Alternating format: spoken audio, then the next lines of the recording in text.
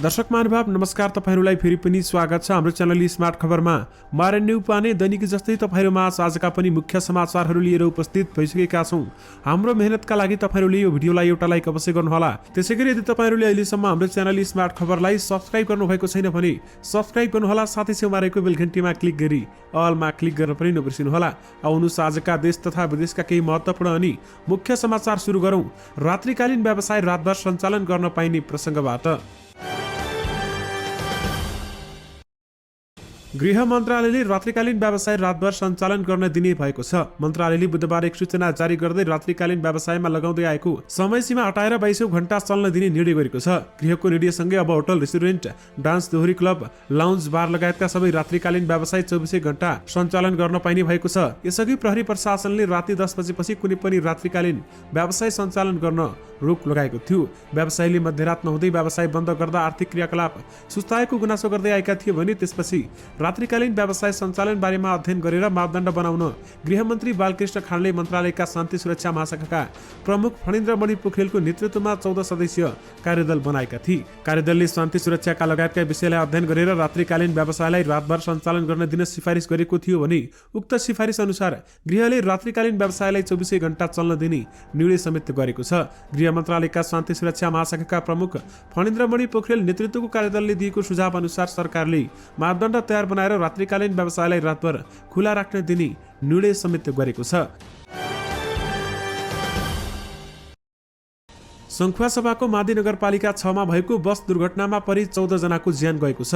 दुर्घटनामा परि मृत्यु हुने सबै 14 जनाको पहिचान खुलेको प्रदेश नम्बर 1 प्रहरी कार्यालय विराटनगरका एसपी नवीन राज राईले जानकारी दिनुभएको छ। मृतक मध्ये 9 जना पुरुष र 6 जना महिला रहेका छन्, जसमध्ये 2 जना बालबालिका रहेका छन् भन्दै बताइएको छ। दुर्घटनामा घाइते भएका मध्ये 5 जनालाई नेपाली सेनाको हेलिकप्टरबाट उपचारका लागि धरान स्थित बीपी कोइराला स्वास्थ्य विज्ञान प्रतिष्ठान धरान लगेको प्रमुख जिल्ला अधिकारी नुरहरी खतिवडाले जानकारी दिनुभएको छ। सबै 14 मृतकलाई पोस्टमार्टमका लागि चैनपुर अस्पताल लगिएको छ भने बिहीबार बिहान 7:30 बजे मादिको ओखरबोट्टी बजारबाट झापाको दमकतर्फ जाँदै गरेको 4 ख 735 नम्बरको बस मादी नगरपालिका 6 को पुलिङ स्थित 7 घुम्तीमा दुर्घटना भएको हो। मादी नगरपालिकाका मेयर विदुर लिङथेपका अनुसार सुरुमा बस पल्टेपछि भिरमा बजारिएको थियो। बजारिएकी ठाउँमा 9 जनाको मृत्यु भएको पाइएको उनले जानकारी दिएका छन् र त्यसपछि बस पल्टिएर भिरमुनि पुग्दा अन्यको मृत्यु भएको हो भन्दै बताइएको छ। सङ्खुवासभाको मादी नगरपालिका 6-7 घुम्तीमा भएको दुर्घटनामा बसका चालक र सहचालक दुवैको मृत्यु पनि भएको बताइएको छ। जापान सरकारले नेपाललाई 2 अर्ब 31 करोड रुपियाँ बराबरको अनुदान सहायता उपलब्ध गराएको छ। अर्थ मन्त्रालयका अनुसार यस्तो अनुदान आदान प्रदान पत्रमा बिहीबार हस्ताक्षर भएको छ। पत्रमा अर्थ सचिव मधुकुमार मारासिनी र नेपालका लागि जापानका राजदूत किकुता युकाटाले हस्ताक्षर गरेको बताइएको छ। जापानले उपलब्ध गराउने यो अनुदान रकम विराटनगर खानेपानी सुधार आयोजना कार्यान्वयनमा खर्च हुने मन्त्रालयले जनाएको छ भने जापान नेपाललाई सबैभन्दा धेरै अनुदान उपलब्ध गराउने मुलुकमा पनि पर्ने गर्दछ। विशेष गरी जापानले नेपाललाई 2 अर्ब 61 करोड रुपियाँ अनुदान दिएको छ। सुनको मूल्य एकै दिन तोलामा 3500 रुपियाँले घटेको छ। आज छापावाला सुनको मूल्य 1,02,000 रुपियाँ तोकिएको छ भने बुधबार हालसम्मकै उच्च बिन्दुमा प्रति तोला 1,05,500 रुपियाँमा सुनको कारोबार भएको थियो भने यस्तै तेजाबी सुन र चाँदीको मूल्य आज तोलामा क्रमशः 1,01,500 र 1,405 रुपियाँमा कायम भएको नेपाल सुन चाँदी व्यवसायी महासंघले जनाएको छ। अघिल्लो दिन प्रति तोला तेजाबी सुनको 1,05,000 रुपियाँ र चाँदीको 1,450 रुपियाँ कायम भएको थियो। यानि कि एकै दिन तोलामा 3500 रुपियाँले सुनको मूल्य घटेको छ। दर्शक महानुभाव, अहिले नोटबन्दीको समाचारहरू आइरहेका छन्। नोटबन्दी सम्बन्धी आएको समाचार अफवाह मात्रै हो कि सत्य तथ्य हो? आउनुहोस् तपाईहरुलाई यस बारेमा केही जानकारी दिउँ।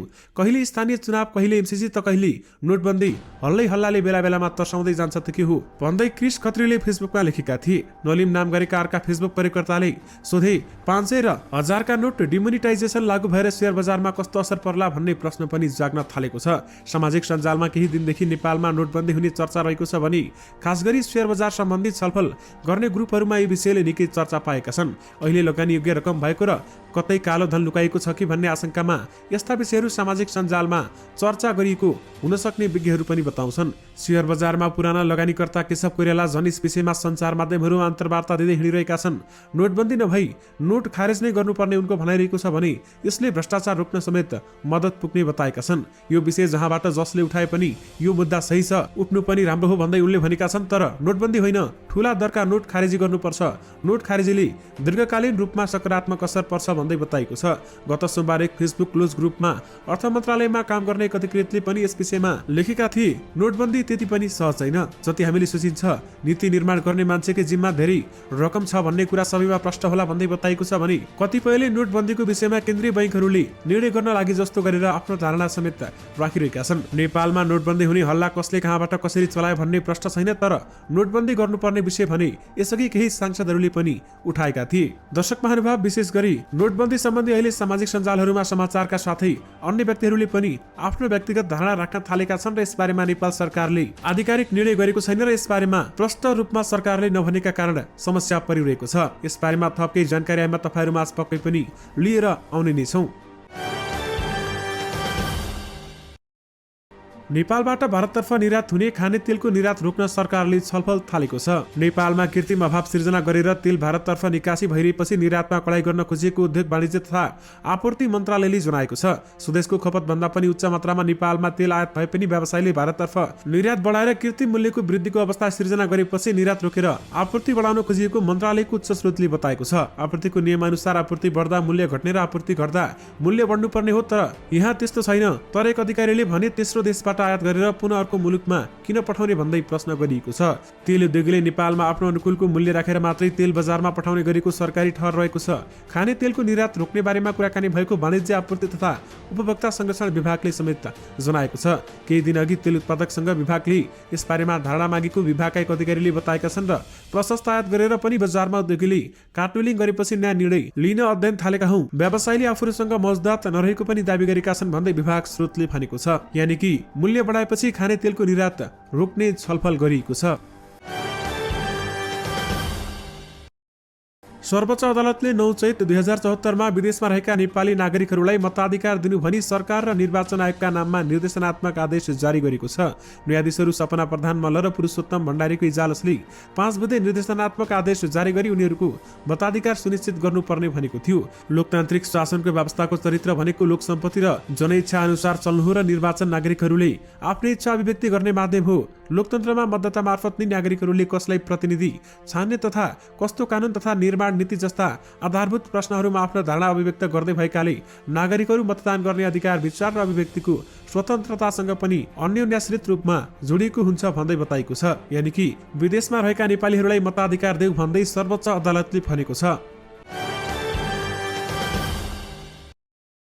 अभिनेत्री करिश्मा मानन्दरले नेकपा एमालेका अध्यक्ष केपी शर्मा ओलीसँग भेट गरेकी छन्। केपी ओलीलाई भेट्न करिश्मा एमाले सांसद नवराज सिलवाल र गंगा चौधरीसँग बिहिबार बालकोट पुगेकी हुन्। करिश्माले एमाले अध्यक्ष केपी ओलीसँग पार्टी प्रवेश बारेमा छलफल भएको हामीलाई जानकारी दिएकी छन्। छलफल अगाडि बढेको र चाँडै आफू एमाले प्रवेश गर्ने पनि उनले बताएकी छन्। करिश्माले भनेकी छन्, सहकार्य गरेर अघि बढ्ने भनेर छलफल भएको छ। एउटा विचार लिएर अघि बढ्नै पर्छ। यदि राजनीतिमा लाग्ने हो भने त उनले अगाडि भनिन्, यसबारेमा मैले आफ्नो मनस्थिति धेरै पहिलेदेखि नै बनाएकी थिएँ। मेरा धेरै साथीभाइ एमाले निकट हुनुहुन्छ र आज चाहिँ भेटेर छलफल गरे भन्दै उनले भनेकी छन्। आफ्नो पोजिसन अनुसार पार्टीले भूमिका दिनुपर्ने उनले बताएकी छन् भने यसअघि डाक्टर बाबुराम भट्टराई नेतृत्वको तत्कालीन नयाँ पार्टी शक्ति पार्टीमा आबद्ध भएकी करिश्माले केही वर्ष यतादेखि भने राजनीतिबाट टाढै रहेकी थिइन्। यानि कि करिश्मा मानन्दरले एमाले प्रवेश गर्ने भएकी छन्।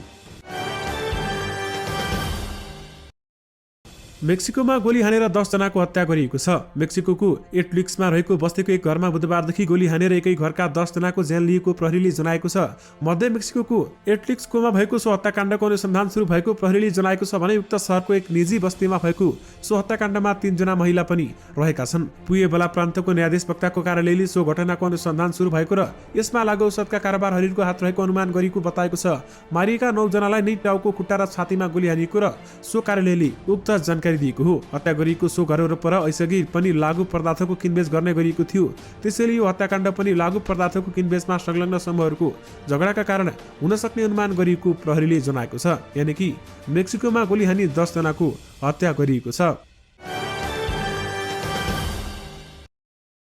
नेपाली कांग्रेसका सभापति एवं प्रधानमन्त्री शेरबहादुर देउवाले सत्तारूढ गठबन्धनका दलहरूसँग चुनावी तालमेल गरेर जाने संकेत गरेका छन्। आज वीरगञ्जमा आयोजित कांग्रेसको कार्यक्रममा प्रधानमन्त्री शेरबहादुर देउवाले गठबन्धनमा रहेका दलहरूलाई चिड्याउने कुरा नगर्न पनि नेता तथा कार्यकर्ताहरूलाई निर्देशन दिएका छन्। गठबन्धनले स्वीकार गरेर आफू प्रधानमन्त्री बनेको शेरबहादुर देउवाको भनाइरहेको थियो। गठबन्धनका साथीभाइहरूलाई व्यवस्था गर्ने कुरा छैन। स्थानीय तहदेखि चुनावमा गठबन्धनका साथीभाइहरूसँग छलफल हुन्छ। सबैको सहयोगमा अगाडि जानुपर्छ उनले भनेका छन्। तपाईहरुलाई थाहा छ एक्लै चुनावमा जाँदा हाम्रो अवस्था के थियो। धेरै ठाउँ हारिएको थियो। मिलेर चुनाव लगेको अवस्थामा स्थानीय तहदेखि प्रदेश र केन्द्रसम्म भोलि सरकार बनाउने स्थिति बन्न सक्छ भन्दै बताएका छन्। र प्रधानमन्त्री शेरबहादुर देउवाले कुनै पनि पार्टीले एक्लै बहुमत ल्याउन सक्ने अवस्था नरहेको पनि बताएका छन्। विशेष गरी एक्लै चुनाव लड्दा हारिएको थियो। गठबन्धन रहिरहे अर्को सरकार पनि बन्ने अवस्था आउँछ भन्दै प्रधानमन्त्री शेरबहादुर देउवाले भनेका छन्।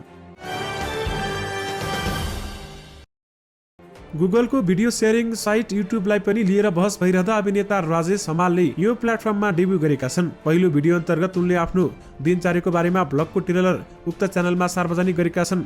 हमालको युट्युब च्यानलको ह्यान्डल छ राजेश हमाल अफिसियल। 6 महिनाको तयारीपछि अन्ततः युट्युब च्यानललाई लन्च गरिएको हमाललाई प्राविधिक पक्षमा सहयोग गर्दै आइरेका दशरथ सुनारले हामीलाई बताउनु भएको छ। हमाल यसअघि फेसबुक, ट्विटर र इन्स्टाग्राम मार्फत जोडिएका थिए। साथै राजेश हमालको उक्त युट्युब च्यानलबाट घुमघाम, पर्यटन, युवा पुस्ताका सरकारका मुद्दा सम्बन्धी भिडियो पनि सार्वजनिक गरिनेछ।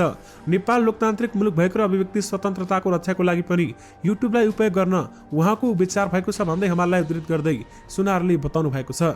यानि कि राजेश हमालले युट्युबमा डेब्यु गरेका छन् भने युवा पुस्ता लक्षित गरी टक सो ल्याउने पनि तयारी गरिएको छ।